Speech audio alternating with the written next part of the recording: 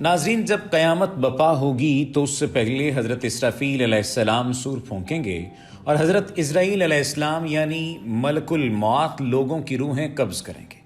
اس دوران شیطان کی روح بھی قبض کی جائے گی اور اس سے اتنی تکلیف پہنچائی جائے گی جتنی دنیا کے تمام انسانوں کو موت کے وقت ہوئی ہوگی۔ 6 ماہ تک سور پھونکے جانے کے بعد دنیا کی ہر چیز ریزہ ریزہ ہو جائے گی، آسمان اور ستاروں کا نشان مٹ جائے گا، تمام انسان ہلاک ہو جائیں گے، فرشتے بھی مر جائیں گے، تو اس وقت صرف 8 چیزیں باقی رہیں گی۔ ان 8 چیزوں میں پہلی اللہ تعالیٰ کا عرش، دوسری اللہ کی کرسی، تیسری لوح، چوتھی قلم، 5ویں جنت، 6ٹھی دوزخ، 7ویں سور اور 8ویں چیز جو باقی بچے گی وہ روحیں ہوں گی، لیکن روحوں کو بھی بے خودی ضرور ہوگی۔ شاہ رفیع الدین محدث دہلوی کے مطابق بعض علماء و محدثین کے نزدیک یہ 8 چیزیں بھی کچھ دیر کے لیے معدوم ہو جائیں گی اور صرف اللہ کی ذات باقی رہے گی۔ اس وقت جب اللہ کی ذات کے سوا کوئی باقی نہیں رہے گا تو اللہ تعالیٰ فرمائے گا کہ کہاں ہیں حکومتوں کے دعوے دار اور بادشاہ، کس کے لیے آج کی سلطنت ہے؟ پھر اللہ تعالیٰ خود ہی ارشاد فرمائے گا کہ تمام سلطنت خدائے واحد و قہار کے لیے ہے۔ اس کے بعد ایک وقت تک صرف اللہ کی ذات ہی موجود رہے گی۔ اس کے بعد ایک مدت کے بعد اللہ تعالیٰ خود ہی تمام چیزوں کو دوبارہ پیدا کرے گا۔ اس دوران کتنا عرصہ ہوگا یہ اللہ کے سوا کوئی نہیں جانتا۔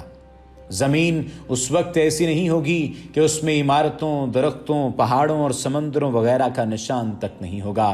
اس کے بعد جس مقام پر سے لوگوں کو اللہ چاہے گا وہیں سے ان کو زندہ کرے گا۔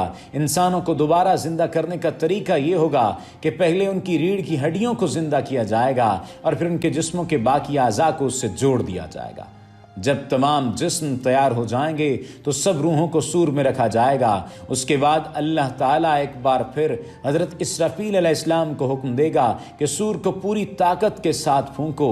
اس وقت اللہ تعالیٰ ارشاد فرمائے گا، قسم ہے میری عزت و جلال کی، کوئی روح بھی اپنے ڈھانچے کے علاوہ کہیں نہ جائے۔ اللہ کا یہ حکم سن کر تمام روحیں اس طرح اپنے اپنے جسموں میں چلی جائیں گی جس طرح پرندے اپنے گھونسلوں میں چلے جاتے ہیں۔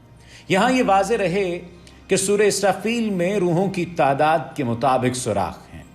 جب دوسری بار سور پھونکا جائے گا تو تمام روحیں پرندوں کی طرح نکل کر اپنے جسمانی ڈھانچوں میں داخل ہو جائیں گی اور ہمیشہ ہمیشہ کے لیے ان کا تعلق جسموں کے ساتھ قائم ہو جائے گا اور سب کے سب زندہ ہو جائیں گے۔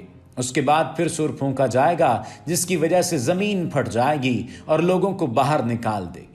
لوگ گرتے پڑتے سور کی آواز کی طرف دوڑیں گے۔ یہ سور بیت المقدس کے اس مقام پر پھونکا جائے گا جہاں صخرہ کا پتھر ہوا میں معلق ہے۔ جسموں میں روحوں کی آمد اور دوسرے سور کے پھونکے جانے میں 40 سال کا عرصہ گزر جائے گا۔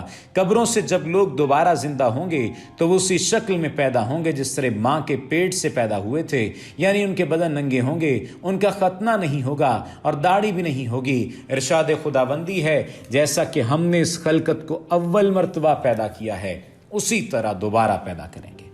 جب انسان زندہ ہوں گے ان کے سر کے بال اور منہ میں دانت ہوں گے، جبکہ سب لوگ جو دنیا میں جسمانی معذور تھے وہ بھی درست اعضاء کے ساتھ ہوں گے۔ صحیح مسلم کی روایت ہے کہ سب سے پہلے زمین میں سے حضرت محمد مصطفیٰ صلی اللہ علیہ وآلہ وسلم احمد مجتبیٰ اٹھیں گے۔ آپ کے بعد حضرت عیسیٰ علیہ السلام اور اس کے بعد جگہ جگہ سے انبیاء علیہ السلام اٹھیں گے۔ اس کے بعد صدیقین، شہداء اور صالحین اٹھیں گے۔ ان کے بعد مومنین، پھر فاسقین، پھر کفار تھوڑی تھوڑی دیر بعد ایک دوسرے کے بعد برآمد ہوں گے۔ حضرت ابوبکر صدیق اور حضرت عمر فاروق رضی اللہ تعالیٰ عنہما حضور صلی اللہ علیہ وآلہ وسلم اور حضرت عیسیٰ علیہ السلام کے درمیان میں ہوں گے۔ تمام نبیوں کی امتیں اپنے نبیوں کے پاس جمع ہو جائیں گی۔ خوف اور دہشت کی وجہ سے سب کی آنکھیں آسمان پر لگی ہوں گی۔ اس وقت سب انسان برہنہ ہوں گے، لیکن خوف اور ہولناکی کا یہ عالم ہوگا کہ کوئی شخص دوسرے کی شرمگاہ کو نہیں دیکھے گا۔ اگر کوئی دیکھ بھی لے گا تو بچوں کی طرح دل میں شہوت سے خالی ہوگا۔ اس وقت سورج کو اس قدر قریب کر دیا جائے گا کہ بس 1 میل پر ہے۔ اس وقت آسمان کی طرف چمکنے والی بجلیاں اور خوفناک آوازیں سنائی دیں گی۔ سورج کی گرمی کی وجہ سے تمام انسانوں کے جسموں سے پسینہ جاری ہو جائے گا۔ پیغمبروں اور نیک بخت مومنوں کے تو صرف تلوے تر ہوں گے، لیکن عام مومنین کے ٹخنے، پنڈلی، گھٹنے، زانو، کمر، سینہ اور گردن تک اعمال کے مطابق پسینہ چڑھ جائے گا۔ کفار منہ اور کانوں تک پسینے میں غرق ہو جائیں گے اور اس سے انہیں سخت تکلیف ہوگی۔ بھوک اور پیاس کی وجہ سے لوگ مٹی کھانے لگیں گے اور پیاس بجھانے کی غرض سے حوض کوثر کی طرف جائیں گے۔ حشر کے میدان میں حوض کوثر نبی کریم صلی اللہ علیہ وآلہ وسلم کو دیا جائے گا۔ باقی نبیوں کو بھی حوض دیے جائیں گے، لیکن یہ حوض کوثر سے چھوٹے ہوں گے۔ حشر کے میدان میں سورج کی گرمی کے علاوہ بھی کئی ہولناک مناظر ہوں گے۔ لوگ 1000 برس تک انہی مصائب اور مشکلات میں مبتلا رہیں گے۔ اس وقت 7 گروہ ہوں گے جنہیں اللہ تبارک و تعالی اپنے عرش کے سائے میں پناہ دے گا۔ عرش کے سائے میں جگہ پانے والوں میں پہلا وہ بادشاہ ہوگا جو انصاف کرنے والا ہوگا، دوسرا وہ جوان ہوگا جس نے اپنی جوانی اللہ کی بندگی میں گزاری، تیسرا وہ شخص ہوگا جس کا دل ذکر الہی اور نماز کے شوق میں مسجد میں ہی اٹکا رہتا ہو، پانچویں خوش نصیب وہ 2 لوگ ہوں گے جو صرف اللہ کی رضا کے لیے آپس میں محبت رکھتے ہوں گے۔ اللہ کے عرش کے سائے میں جگہ پانے والا چھٹا آدمی وہ ہوگا جو اللہ کے راستے میں اس طریقے سے خرچ کرے کہ اللہ کے سوا کسی کو بھی اس کی خیرات کا علم نہ ہوا۔ ساتواں وہ شخص بھی اللہ کے عرش کے سائے میں جگہ پائے گا جسے کوئی خوبصورت صاحب ثروت عورت اپنی طرف برے کام کے لیے راغب کرے اور وہ شخص صرف اللہ کی خاطر برائی سے بچا رہے۔